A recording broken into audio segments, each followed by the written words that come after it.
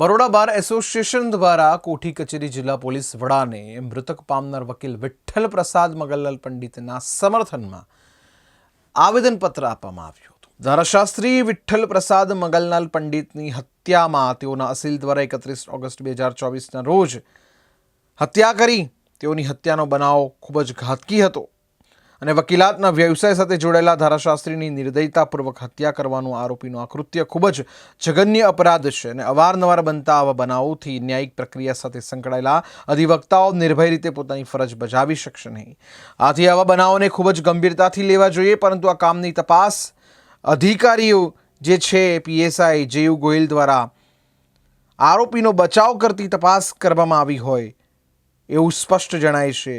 Police અને વકીલો ન્યાયની પ્રક્રિયામાં સીધી રીતે જોડાયેલા વિભાગો છે। આમ છતાં જો ન્યાયની પ્રક્રિયામાં જોડાયેલા ધારાશાસ્ત્રીઓની હત્યાઓ રોકવામાં નહીં આવે કે ધારાશાસ્ત્રીઓ પર હુમલા રોકવામાં નહીં આવે તો તેની ન્યાયતંત્રને ઉપર વિપરીત અસર થશે।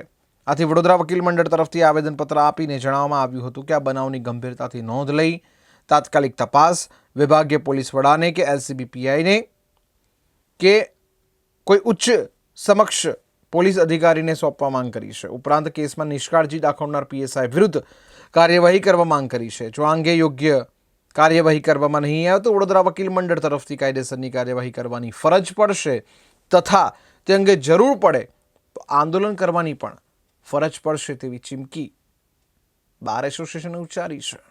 ડિસ્ટ્રિક્ટ કોર્ટમાં છેલ્લા ઘણા સમયથી નિયમિત વકીલાત માટે આવતા સિનિયર ધારાશાસ્ત્રી વિઠ્ઠલ પ્રસાદ પંડિતનું હમણાં થોડા દિવસ પહેલાં કોઈ અજાણ્યા ઈસમોએ એમને પર હુમલો કરી એમનું મર્ડર કર્યું છે અને ખૂબ જ ઘાતકી રીતે એ ઘટના બની છે।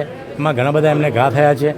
આ સંજોગોમાં જે તપાસ અધિકારી તપાસ કરી રહ્યા છે મિસ્ટર ગોહિલ, એ સંદિગ્ધ તપાસ છે અને સાચી દિશામાં તપાસ થઈ રહી નથી એવું બરોડા બાર એસોસિએશનના વકીલોને લાગ્યું અને એ કારણે અમે નિર્ણય કર્યો, બરોડા બાર એસોસિએશને ઠરાવ કર્યો કે આ ગોહિલ સાહેબ જે તપાસ કરી રહ્યા છે એ આડે અવળે રસ્તે જઈ રહ્યા છે અને મુખ્ય જે મૂળ આરોપીઓ હોય છે એમને બચાવવાની કોશિશ થઈ રહી છે। એટલે આ તપાસ કોઈપણ રીતે બીજા ઉચ્ચ અધિકારી હોય, અનુભવી હોય અને કાબેલ હોય, નીડર હોય, તટસ્થ તપાસ કરી શકે એવા વ્યક્તિને તપાસ સોંપવામાં આવે એ માટે અમે આજે આવેદનપત્ર આપવામાં અહીંયા જિલ્લા પોલીસ વડાને આપવામાં આવી રહ્યું હતું અને અમે આવેદનપત્ર આપ્યું છે અને એમને એટલે કે જે ઉપરી અધિકારી અત્યારે અહીંયા છે રોહન આનંદ સાહેબ, એમને અમને આશ્વાસન આપ્યું છે કે તમારી માગણી આ સ્વીકારવામાં આવશે અને આ ટૂંક સમયમાં આ તપાસ બીજા કોઈ અનુભવી વ્યક્તિને અને પોલીસ અધિકારીને સોંપવામાં આવશે એવું અમને આશ્વાસન આપવામાં આવ્યું છે। એટલે આ રીતે અમારો બરોડા બાર એસોસિએશનની માગણી સંતોષાઈ ત્યારે કહેવાય કે હજુ એ નવા અધિકારી નિયુક્ત થાય અને એ કોઈ સાચા કોઈ આરોપીને શોધી કાઢે। બાકી એ બી જો ભાંગરો વાટશે તો અમે એમની સામે પણ બાયો ચડાવીશું અને સાચા આરોપી જે હશે એને અમે બહાર રખડવા નહીં દઈએ।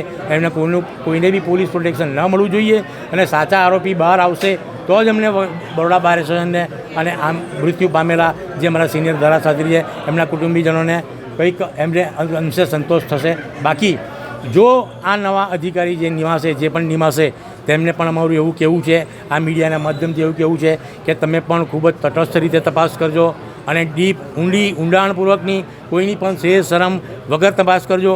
કોઈ પણ મોટો ચમરબંધી હોય તે એનામાં આવતા નહીં અને એને પકડી લાવજો। બાકી કોર્ટમાં અમે બેઠા છે અને આ સંજોગોમાં આવા નિયમિત જે રોજે રોજ નવા બનાવો બનતા જાય છે એના કારણે અમે એડવોકેટ પ્રોટેક્શન એક્ટની પણ માગણી કરી છે, એવા ઠરાવ કર્યા છે। ગૃહમંત્રી, રાજ્ય સરકાર અને બીજી તમામ લાગતી વળગતી સંસ્થાઓમાં અમે આ બાબતે કાર્યવાહી કરી છે અને બીજા આવનારા દિવસોમાં વધારે આક્રમક રીતે કરીશું તો એડવોકેટ પ્રોટેક્શન એક્ટ અમલમાં આવશે।